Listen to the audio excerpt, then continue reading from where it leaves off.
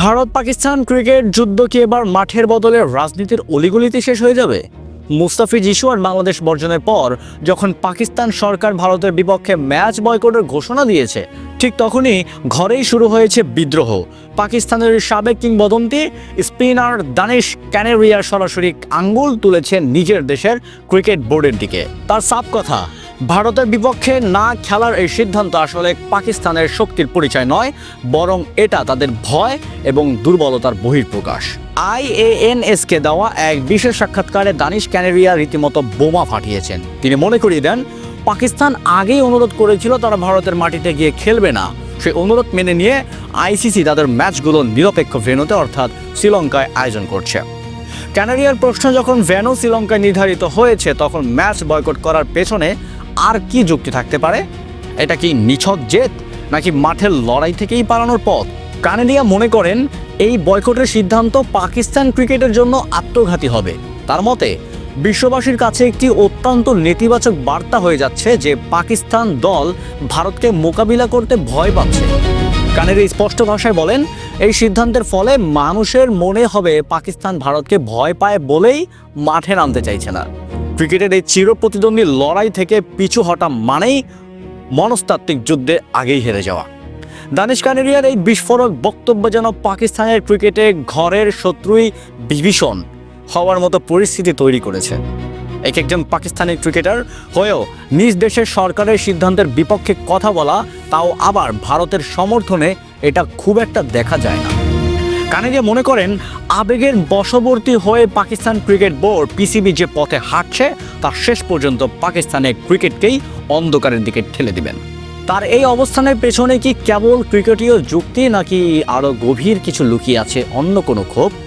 কানেরি স্পষ্ট বুঝিয়ে দিয়েছেন, দেশপ্রেম মানে চোখ বন্ধ করে ভুল সিদ্ধান্তকে সমর্থন করা নয়, বরং ক্রিকেটের স্বার্থ সত্য কথা বলা। কানেরিয়া সরাসরি প্রশ্ন তুলেছেন PCBর পেশাদারিত্ব নিয়ে।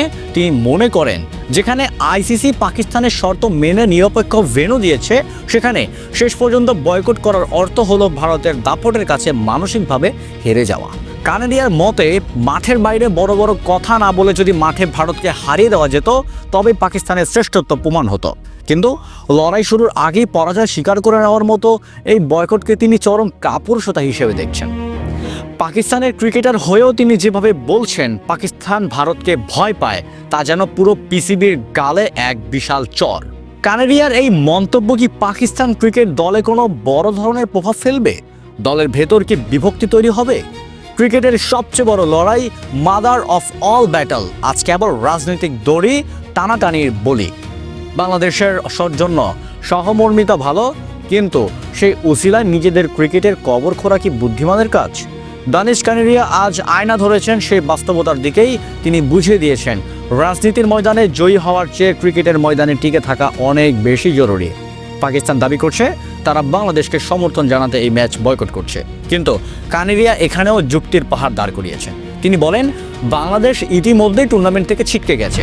এখন তাদের সমর্থনে নিজেদের বিশ্বকাপ যাত্রা অনিশ্চিত করা কোনো বুদ্ধির কাজ নয়। পাকিস্তানের উচিত নিজেদের ক্রিকেটের ভবিষ্যৎ নিয়ে ভাবা, অন্য দেশের রাজনৈতিক পরিস্থিতির শিকার হয়ে নিজেদের ক্রিকেটকে ধ্বংস করা নয়। দানিশ কানেরিয়ার এই অবস্থানকেই তাকে পাকিস্তানের ব্রাত্য করে ফেলবে, নাকি তার এই দুঃসাহসী উচ্চারণেই পাকিস্তান ক্রিকেটকে আবারও সঠিক পথে ফিরিয়ে আনবে? 15ই ফেব্রুয়ারি কি ক্রিকেট প্রেমীরা একটি নতুন ইতিহাস দেখবে, নাকি কেবল একটি শূন্য মাঠে আর ভাঙা হৃদয় সাক্ষী হবে? কানেরিয়া কি ঠিকই বলেছেন যে পাকিস্তান আসলেই ভারতকে ভয় পাচ্ছে, নাকি এটি কেবলই একটি প্রতিবাদ?